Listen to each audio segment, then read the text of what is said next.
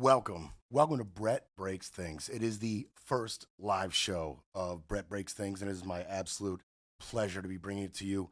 To everybody who's joining us for the first couple of shows, welcome. You're here on the ground floor. You're getting in on the ground floor, especially with the live broadcast. Now, we did do 3 weeks of dry runs. I needed the time. I needed to be able to do this. I needed to learn how to do this. We had 3 weeks of dry runs, and you can check out that content on a few of our platforms. We've got the website, www.brettbreaksthings.com. The YouTube Scout's looking at me. I'm ancient with the W. Yeah. Did you really just say www? That's not how we should start it. Come I'm 64 on. years old. I can't break old habits. Anyway. www. Scotty. I'm going to get to him in a second. But you can check out some of the previous content. I hope you find value there. If you are delighted by my miscues, my mistakes, and just kind of my general incompetence throughout that period, I promise you, incompetence will be a consistent theme on Brett Breaks Things. So if that's what you enjoy, you'll get plenty of that. That's a promise. But we are live. We are live. And I just want to say a couple things real quick before we jump into what I've got to get to, and I've got to get to a lot. I want to say my support, the support I have received during this 3-week period, and when my plans to do this were unveiled around my wedding, right around that time, the Randy Roadshow ended, a lot of changes in my life, and we decided to give this a go, all in. In that time, the support I have received from my family, my parents, my sister, my amazing wife, Tony, it's unbelievable. And they are either little Daniel Day-Lewis's, like I'm talking master thespians, or they have an unreasonable amount of confidence in what I'm doing. It's one of the two. It's one of the two, because their support has been unreal, off the charts. And speaking of support for this show and what we're doing here and what we're trying to do here, because I feel a lot of you do understand the importance. Honestly, I had so much anxiety about this, so many doubts about what we were able to bring to the table, and my ability to bring these things to you. All of that is overridden by the current climate in media. And I think a lot of you understood that. I think that might be what's at the basis of the support I've been receiving from a lot of you. And I'm talking specifically about the GoFundMe. Dark Horse Studios, we're going to try to keep this thing open. Okay, that's the point. We're going to keep it open, lights on, speaking truth to power. My favorite part, fact-checking the lies, as I promised on the GoFundMe video, debunking the BS. That's what really drives me. That's where my passion is. And I think that that is what has brought a lot of you to the table. That is what has inspired a lot of you to step up and support me on the GoFundMe. I am humbled by the support I have received on GoFundMe. We're going to be able to do this a little longer than I already thought possible because of that. So we're not going anywhere anytime real soon. Your support is amazing. It is unbelievable. It is humbling. If you would like to jump on that train and support me, just go to the GoFundMe, Dark Horse Studios. We're going to try to keep the lights on, like I said. I mean, my boy Scotty's here. You might remember Scotty. Some of you roadsters might remember Scotty as the executive producer of Randy for a while.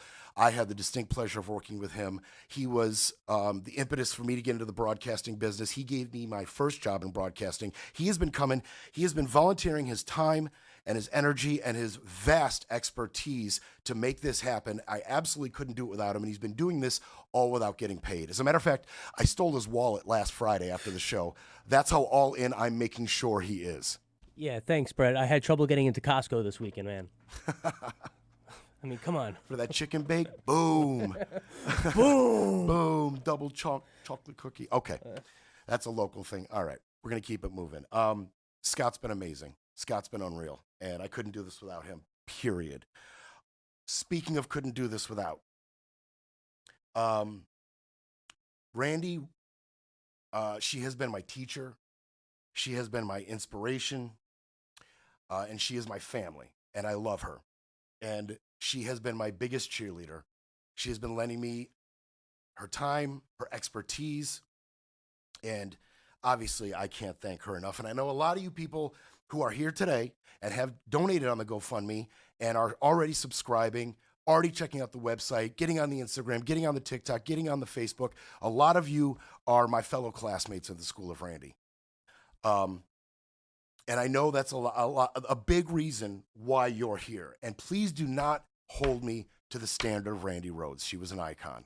Okay, please don't hold me to that standard. But I will say, one of my greatest pleasures of working with her and for her was being able to take the phone calls and creating relationships with a lot of the fans that would call in. And by the end of my run with Randy in the last few years, a lot of you called in just to talk with me.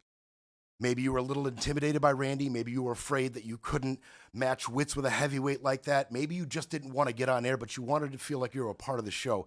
And I got to know so many amazing fans. I can't even tell you, so many. And I hope you guys are joining me. And I hope you call in. And I hope you call into this show. 561-270-3844. I'm going to try to take calls near the end of each show. I'm going to try to take calls depending on how much stuff I have to get to. But I am going to try to take your calls, 561-270-3844. Scotty will take your phone call. So some of you got to know Scotty before I took over his position on the phones when I got here. And so you may get to talk to him again as well. And a quick shout out to the admins of the Randy Rhodes channel. I'm going to make you admins of my channel. So if you're here and you're listening, be patient. In the next couple days, hopefully I'll be able to get that transferred over and you'll just automatically be admins to my channel. So I wanted to say those few things, just an overarching thank you. And I am humbled by all of you. I did want to mention my trip to DC. I went to DC for the first time in my life over the weekend. My stepdaughter, Bella, she is in a robotics, she's in a sea perch robotics club and competition. She is extremely intelligent and well suited for this stuff. And her team, out of a local middle school here, they dominated the local competition in these obstacle courses and speed runs with this automated robot that her and her classmates built. They dominated the local field. They got invited to an international competition up in DC. So we got to take her up to DC, and I got to see the Capitol for the first time ever. Obviously awe-inspiring, obviously. And I want to just apologize to Tony right off the top. My plan was to make a bunch of videos, right? I was going to go to each monument. I was going to do some videos, and I did make some. We'll see if I end up posting them. But so our first stop was a beautiful view of the White House. And Tony, she was hesitant because she knows me. And we pull up to the spot where you can see the White House. And there was like maybe 20 people milling around. And I say, okay, here, hold the camera, hold the phone, wide shot. Here we go. I'm going to shoot a video. And she had this look of consternation on her face. She knew it was coming. And the first thing out of my mouth is, behind me is where the fascist Donald Trump lives, siphoning dark money into the government. It was super volatile rhetoric. And everybody around was like, oh, geez. One of the uncomfortability, Randy used to talk about shared social experiences. Well, those 20 people all shared that experience of being horrified by this dude, just way too loud and the rhetoric way too volatile. And she just, as soon as I got rolling, she put the phone down on her and Bella just walked away. They made some space between me and them. And so I did a few more times. I did one in front of MLK. That was a thing. I did a couple more. We'll see if I post them. And I did make it to the Smithsonian. That was actually amazing. We went to the American History Art section, and that was amazing. And I'm in the gallery, and I'm in the president's wing, and I'm reading. I'm looking at the paintings, right? The portraits, the official portrait. They all have a portrait done, right? They all have work done of them. And I'm looking at Washington defeated the British, gave power back of the army back to the Congress and all his accomplishments. I'm reading Lincoln freed the slaves, restored the Union. I'm reading FDR. I'm reading Obama, first black president, the Affordable Care Act. And I make my way over to the Trump picture, and I pull up, and I'm reading his accomplishments, stuff like ate 12 cheeseburgers in one Air Force One flight, flatulence making it land, and some other stuff I'm reading, and I notice a guy right next to me staring a hole through me. As if to say, not today, Muhammad, not today. He had no idea what type of threat I posed, but I posed a threat clearly, and he was going to make sure I did not disturb the portrait of his dear leader. He literally stood guard over the painting, over the portrait until I moved along. But it was an amazing trip. It was an amazing trip, and it kind of centered me and got me prepared for my first week. I saw all the National Mall. All of it was just amazing. There was a ton of teeny boppers around. They had just graduated. They were all in their prom tuxes and dresses. There was like hundreds of them all over the Jefferson Memorial, the Lincoln Memorial, at the Washington Monument. They were everywhere. As awkward as you could. I don't even know if it was high school or college. I can't tell the age of young people anymore. I'm completely lost. I cannot tell. So it could have been college, could have been high school. There was a brain trust of 3 of them with the biggest cigar I've ever seen. One was holding it, one was lighting it, and one was giving direction. I think between the 3 of them, one of them was able to hack up a lung by the time I walked past them, but I'm not sure how that went. But it was just an amazing trip. It was an amazing trip. Centered me, got me ready, for this. Kind of why I'm doing this whole thing. And it reminded me a lot of, what America should be and what America could be, and how the current administration and the current forces within our government are driving us further and further and further from the vision of these great people, Jefferson, FDR, Lincoln, the war memorials, what these people sacrificed, the people that Trump called suckers and losers. I was just in awe of the Vietnam Memorial, the Korean War Memorial, World War II Memorial, just in awe, but a little saddened, knowing that they gave their today for our tomorrow, and what has become of it at this point. It's time for a quick break, then we break some more. You're listening to Brett Breaks Things.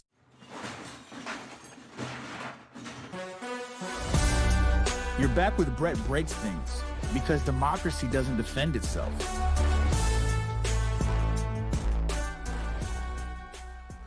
All right, so some of you roadsters, you might have noticed that the breaks were a little shorter.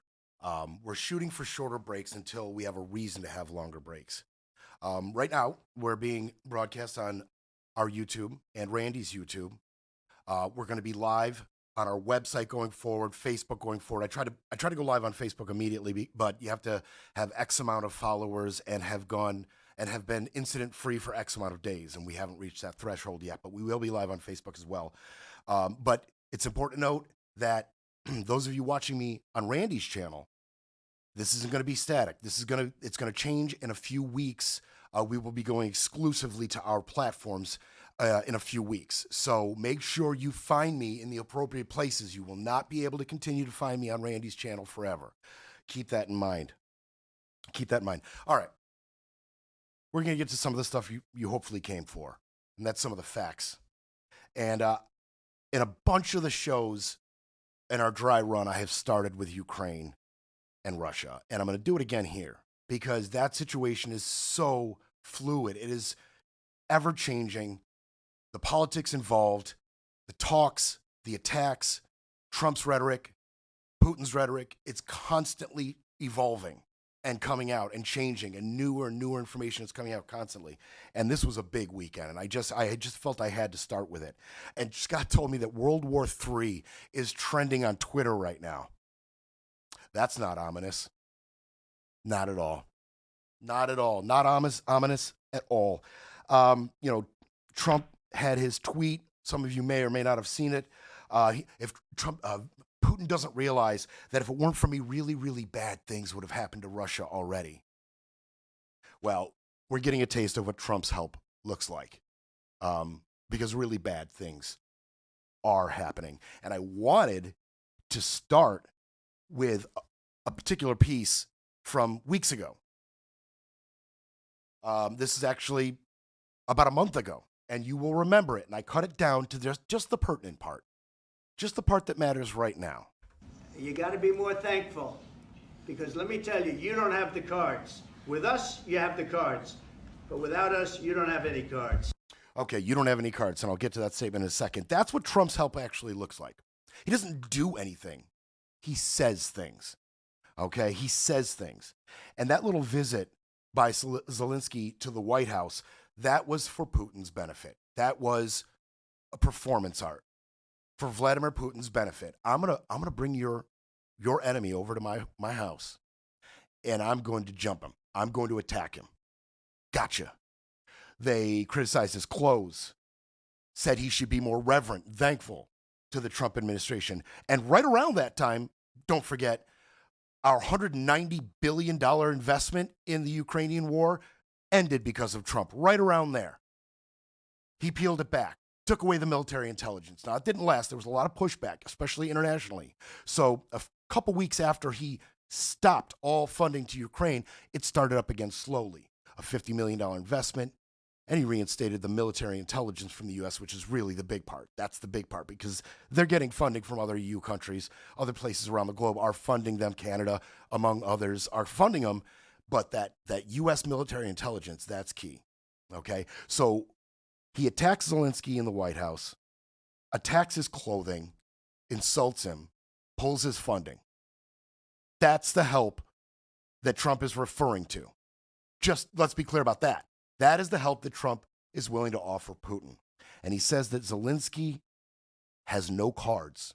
And Zelensky is a master negotiator. He is a master politician. He is ingesting this toxicity in real time in front of the world and just composing himself time and time again. He barely gets demonstrative. You would barely know that he was being triggered a little bit by these comments, but he just ingests it, and he gets good with it in real time again and again and again. He was masterful. He was great. But it turns out Zelensky did have cards. These are photos. These are still photos, and I've got some video in a second. These are still photos of 117 FPV, first-person view drones from Ukraine. Those drones were smuggled into Russian territory on trucks. On those trucks were wood cabins, replica. And the wood cabin's design was that the roof would open and the drones would fly out. Very close to 4, depending on the reports you read, 5 air bases in Russian territory. We got video of that. Hold on. Вот он. There he goes. Опять взлетел. Откуда взлетает, ничего не понятно, блядь. Вот он, клоун, блядь. Оба ни с того ни с сего, сука. So that's one of the drones coming out of the truck. I mean, this was well planned, well thought out, well coordinated, and well executed. So, and I've got one more video of the actual strike.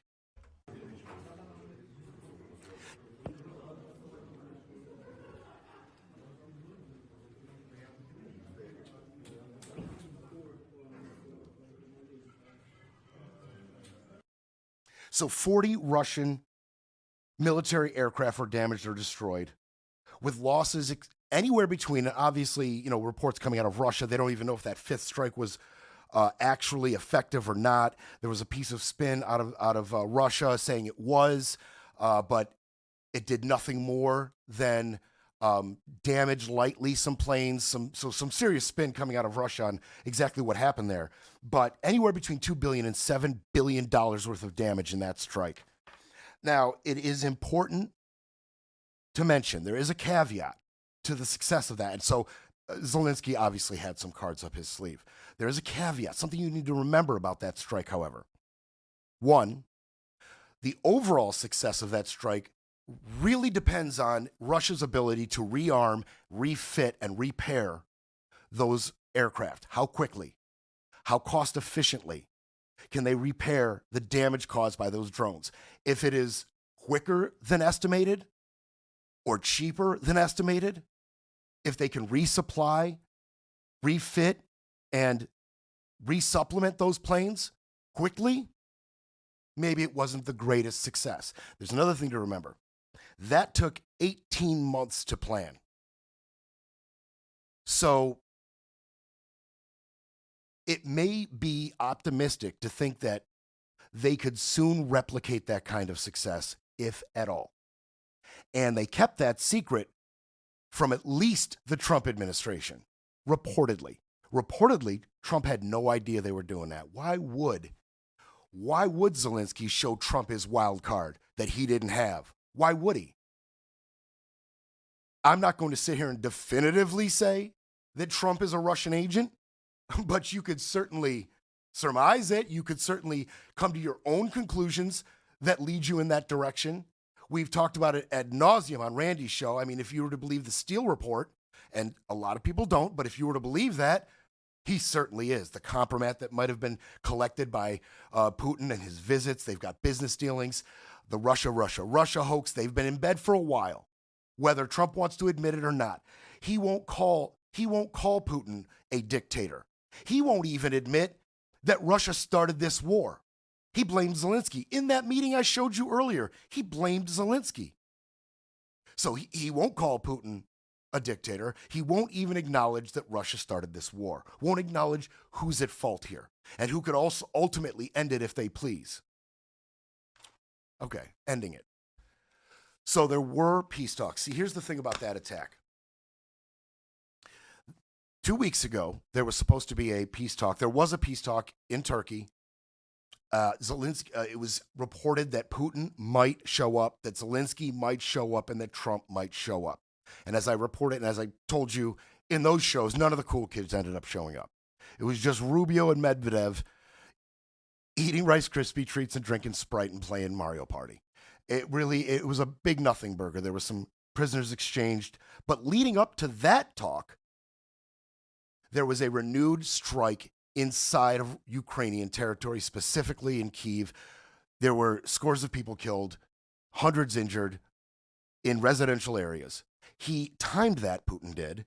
He timed that right to coincide with the talks that Trump had touted would be his chance to bring this to an end. Because don't forget, day one, I'll end the war. Day one, I'll end the war. Day one, I'll end the war. On the campaign trail, every day, day one, I will end the war. 100 plus days in, the war is raging as hot and heavy as ever. So Trump looks like an idiot. And the strikes in Kyiv coincide with those peace talks 2 weeks ago. And that was to strengthen Russia's position. The more damage they can do, the more they can convince Ukraine that they are in a weak position and that we can get deeper into your territory and take more of your valuable territory and resources and cities, the weaker that Ukraine's negotiation position is. And so this is the exact same thing in the reverse, in my opinion. There were peace talks today in Istanbul.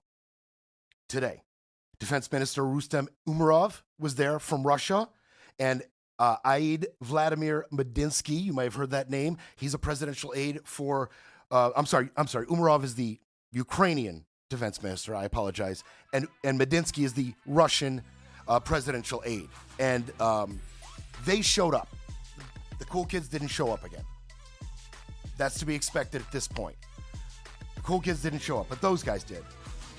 And they hammered out another prisoner exchange, but nothing was really settled. And what those strikes inside Russia, what they really were more chips for Ukraine to bring to the table. That was to strengthen their position, to make Russia a little more uncomfortable in the face of these talks. That's what those strikes were. And so we'll have to see how quickly Russia can repair this, can fix this, can recover from this. We'll see if Ukraine has the capability of a similar strike to this in the future. A month from now, peace talks will resume. But right now, pretty much nothing was settled, as both sides feel that they have a strong position still, and they're pretty far from agreement. Breaking politics, breaking narratives, breaking news. But first, you're back with Brett Breaks Things, because silence isn't an option.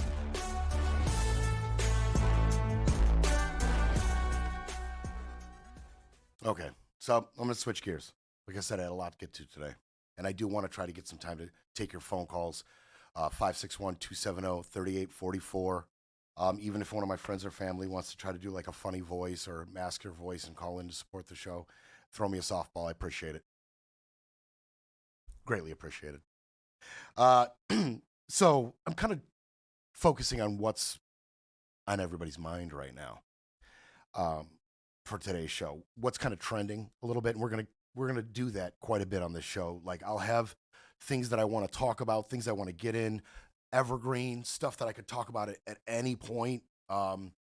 One thing, for instance, that I can't wait to do a deep dive is go grab all that video of all those Republican senators and House members and nominees for the Republican nomination in 2016 talking about Trump, and then some of the newer, Republican representatives speaking out against Trump, ex-members of the Republican Party who have been forced out, the Cheneys, the Kinsingers, the Boltons. I just can't get enough of, one, them telling the truth once upon a time about this guy and how they've done a complete 180. And then two, how they feel emboldened to tell all this truth after the fact. I take it with a grain of salt, but it's still, there's a part of me that just really enjoys it, and I think you do too. And so that's one of the evergreen topics that I'm going to get to at some point. The NRA, gun laws in this country, school shootings. At some point, I'm going to do a deep dive. What's really unfortunate about that is I probably won't do it until another tragedy happens. And there's something really, really sad in that. Like, if I was doing these children a service, I'd bring it up every damn day. But we just can't do that. We could, but it wouldn't make great television, I think. Wouldn't make a great podcast or radio, to be honest with you, every day. To just focus on that. We'd miss other important things. But we are going to focus. Like, I'll have things ready at the end of the night when I hit my head hits the pillow. But then by the time I wake up, so much may have come out. I mean, this guy Trump, love him or hate him, I mean, the dude's newsworthy. He's newsworthy. He has been entertaining. It may be entertaining like a car crash at sometimes, and cringe at other times, but it's newsworthy.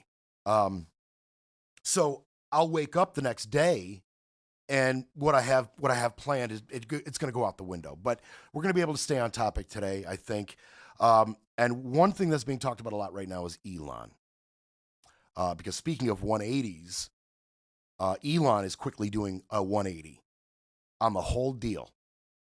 He was at the White House over the weekend, and I'm going to play that. But I want to focus not on Doge as much right now, and we'll get to that. But I promised to debunk the BS. And I'm going to debunk some BS from our side this time. But make no mistake, whether you believe some of the new reports coming out about Elon's drug use or not, the dude is a little unhinged. He's eccentric. I'm going to carefully tiptoe over these adjectives. Wild. Kind of unknowable.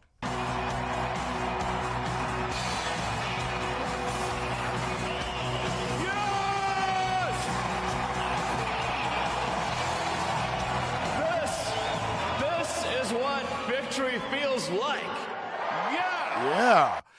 The thing about cool kids and cool people is that they are cool, right? You give them a compliment, or they do something or say something that you like or that's amiable or whatever. They're cool about it, right? They've been cool their whole lives. They were cool in school, and they're used to that kind of attention, right? They're used to people looking up to them. They're used to people liking what they say and do, and they take it cool. What you're seeing is when somebody who's not very cool suddenly gets a lot of that type of attention, and he has absolutely no practice on how to receive it and how to act in the face of it. And he's just awkward.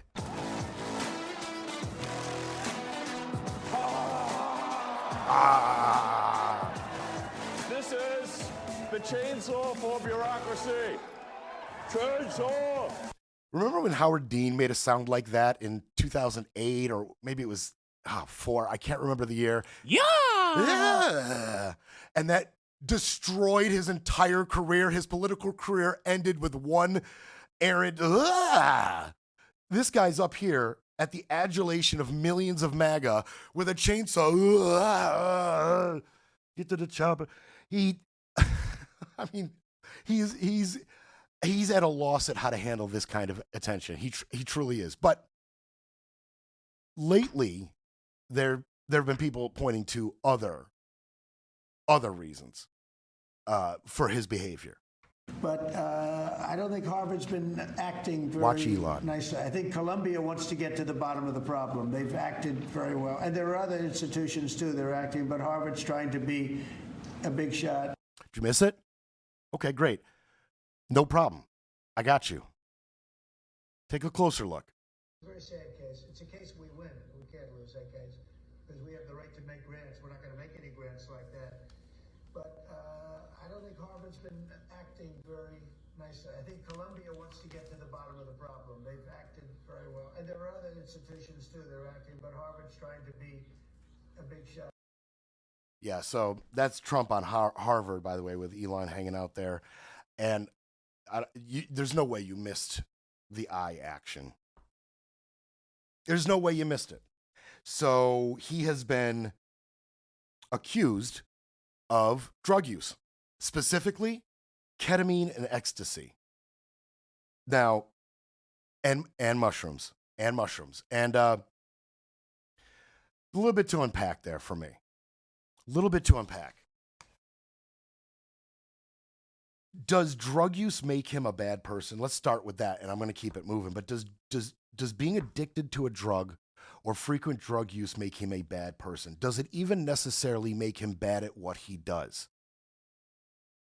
I think you might be thinking to yourself, well, Brett, if it's pot or caffeine or nicotine or maybe coke in some instances, no, not necessarily. I mean, I myself imbibe in the marijuana, and in my youth, I was around a lot of ecstasy use.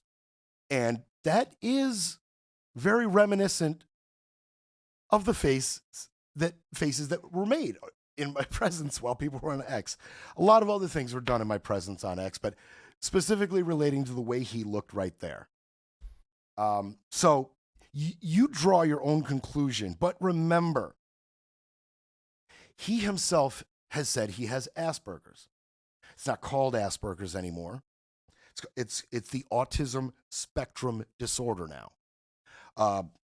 That is because Asperger's was named after Hans Asperger, who was one of the pioneers in the eugenics program, and a Nazi.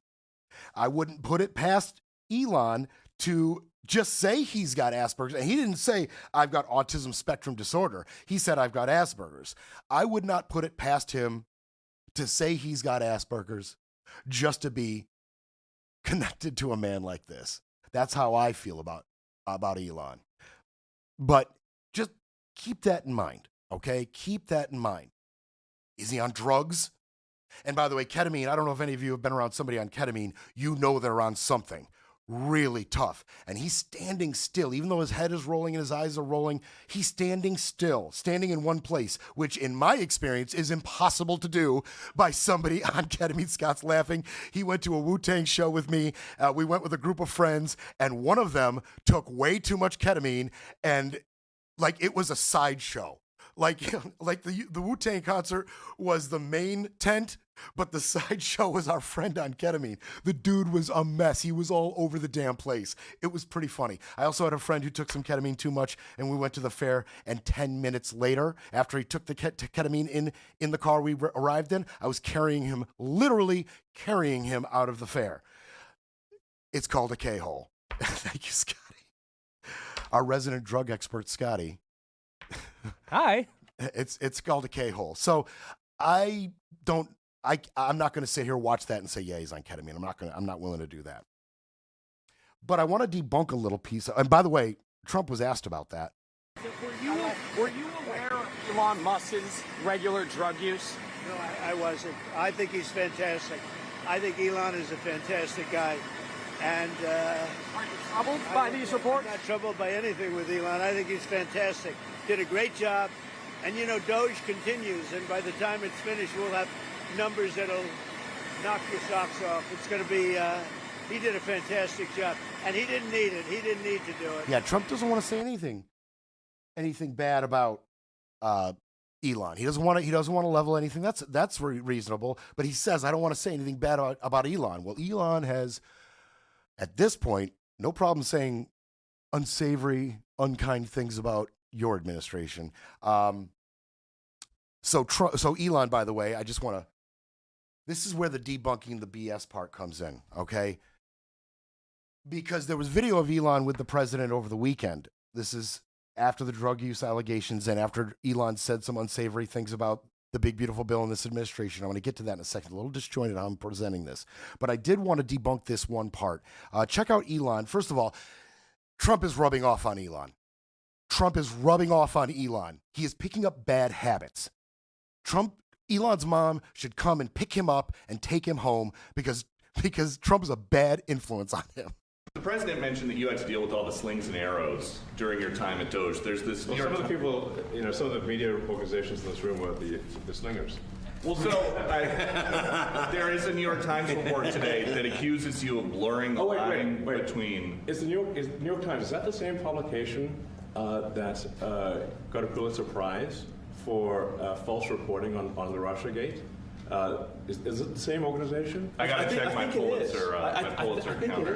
It is. I think the judge just ruled against the New York Times for their lies about the Russiagate hoax, and that they might have to give back that Pulitzer Prize. That New York Times. Let's move on. Let's move on.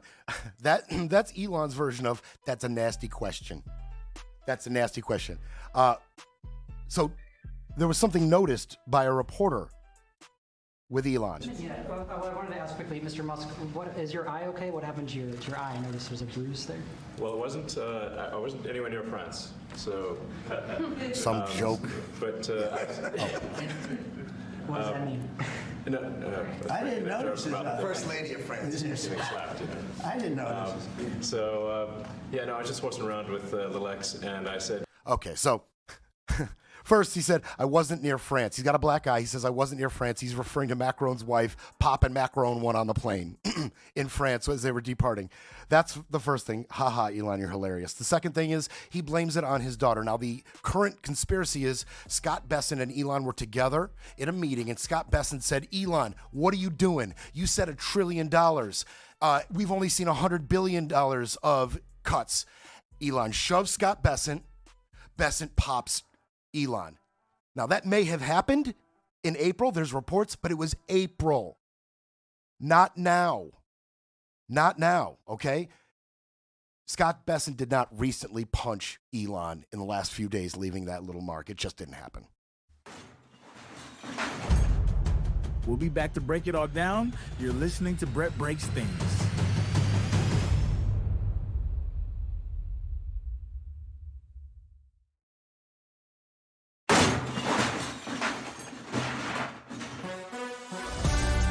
Now back to Brett Breaks Things, smashing spin, silencing the noise, and keeping it all facts. No fluff. Okay, is this final segment? Seriously, already? Holy crap, went fast. And I can't thank you guys enough for joining me. Honestly, it's an honor and a pleasure. And I'm hoping for great things going forward. I'm hoping for a nice, robust audience. I got Yuki, who was a big fan of the Rainy Road show, a big part of the show. She's on hold. I'm going to get to her. I'm going to try to get to her and any other calls that come in here in the last segment. But I did want to just kind of put a point, put a point on this whole Elon thing. Even though he was at the White House and laughing it up about Macron's wife and saying his daughter's the one that popped him in the mouth, or in the eye rather, and they seem to be buddies. Trump doesn't want to talk bad about Musk. But I got news for you, Trump. Musk doesn't mind talking a little bad about you. And there's a bit of a timeline to this. It started with this out of nowhere. I think In terms of political spending, I'm going to do a lot less in the future. And why is that?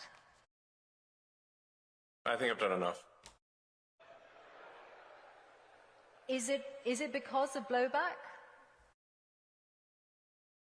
Well, if I see a reason to do political spending in the future, I will do it. I do not currently see a reason. Okay. What about Okay, so it's not like we don't know where he did his political spending. It's not like he could be talking about any political spending in the future. We know what he's talking about because he only invested in one dude. So if he's going to do less political spending and the only spending he's done up to this point is in Trump, then that means Trump's going to get less of Elon's money going forward, while you and I subsidize SpaceX and all of his space ventures to the tune of billions of dollars. He, however, is going to do less political spending because the optics are starting to suck. Not just the optics. The stock price is starting to suck. Tesla has taken a huge hit since his investment in the government, since his investment in Trump, and since his role in Doge has been made so public, and where they're cutting and why they're cutting has been such a bad source of optics for not just Elon, but his companies. You've seen the videos of the protests. You've seen the firebombing of Tesla trucks. You've seen the graffiti and the defacement of Tesla vehicles. And at its year high a few months ago, just before his involvement really ramped up, 488 a share. After his first round of Doge cuts, and it really started to hit home who he's doing this for, who he's in bed with, and what his MO is going to be, all of a sudden it drops to 167, has recovered just a little bit, but he's still down well over $100 per share in less than a handful of months. Tesla's taking a hit. So yeah, no kidding, you want to separate yourself from the political arena just a little bit. We haven't heard the daily Doge report that we were hearing for weeks. Every morning you woke up and you found out the next place that he was going to slash and cut and save us money at the expense of your jobs, your VA benefits, all sorts of services globally. Just a ridiculous amount of cuts in places that didn't need it as much as other places, like his subsidies. And then the timeline continues, and Elon's got more to say. So, you know, I was like disappointed to see the massive spending bill, frankly, which increases the budget deficit, not just decrease it, and undermines the work that the Doge team is doing. I actually thought that when this big, beautiful bill came along. I mean, like, everything he's done on Doge gets wiped out in the first year. I think a bill can be big or it can be beautiful, but I don't know if it can be both. My personal opinion. Hakeem Jeffries is calling it the big ugly bill. This guy's saying it can't be big and beautiful. I feel like size queens would disagree with you. So, and he says there, I don't want to speak against the administration. And then he immediately speaks against the administration. And, you know, it's not like I agree with everything the administration does. So it's like I agree with much of what the administration does, but we have differences of opinion. You know, there are things that I don't entirely agree with. But it's difficult for me to bring that up in an interview because then it creates a bone of contention. So then I'm a little stuck in a bind where I'm like, well, I don't want to, you know, speak out against the administration, but I don't want to. I also don't want to take responsibility for everything the administration is doing. Okay, so now I don't want to take responsibility for this administration. I mean, that is a real different tone from him standing up there during the campaign saying, I think I could cut $1 trillion, and then being ushered into our administration, to Trump's administration. He wasn't elected. He wasn't sworn into anything. He gave no oaths. He just got to fire everybody.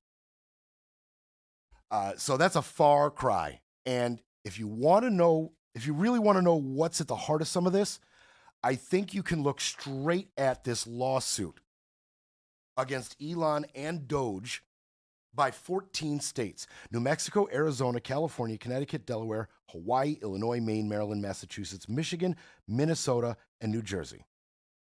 And what I thought was really interesting about this list is that 3 of these states, Arizona, Michigan, and Nevada, voted for Trump. And now they're part of this lawsuit against Elon and Doge. What does the lawsuit allege? Unconstitutional authority. I just mentioned. Nobody nominated Elon. Nobody voted for Elon. He wasn't sworn to any oaths. Okay? And that's what they're saying.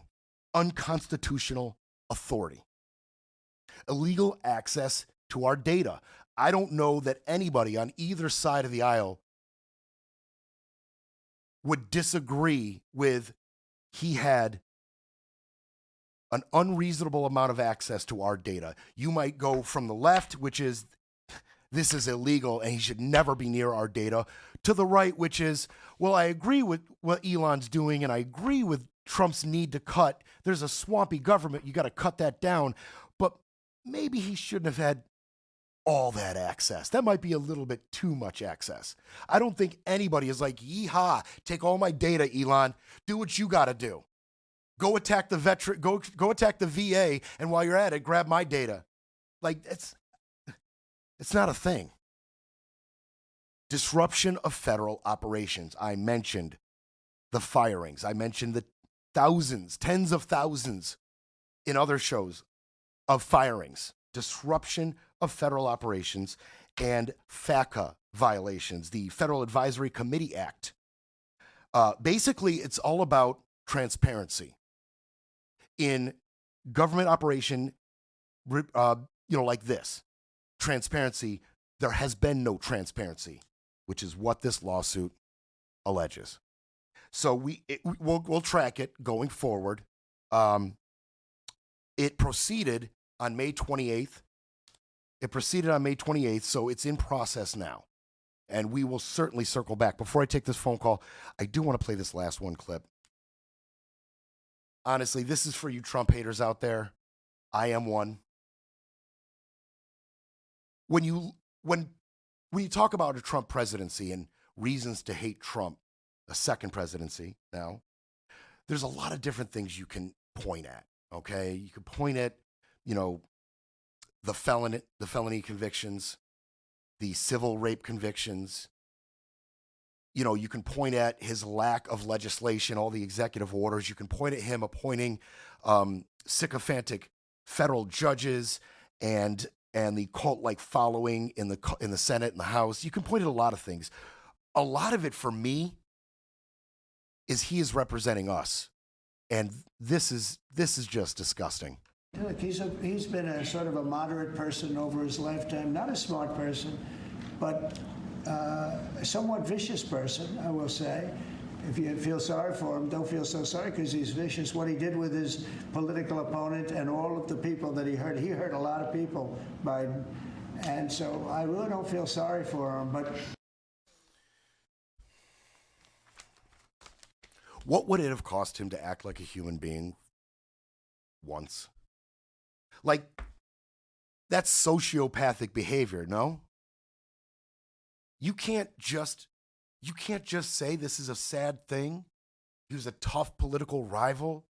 I may not agree with everything he believed in, but he served his country, and this type of illness to anyone is a tragedy and sad. You can't just...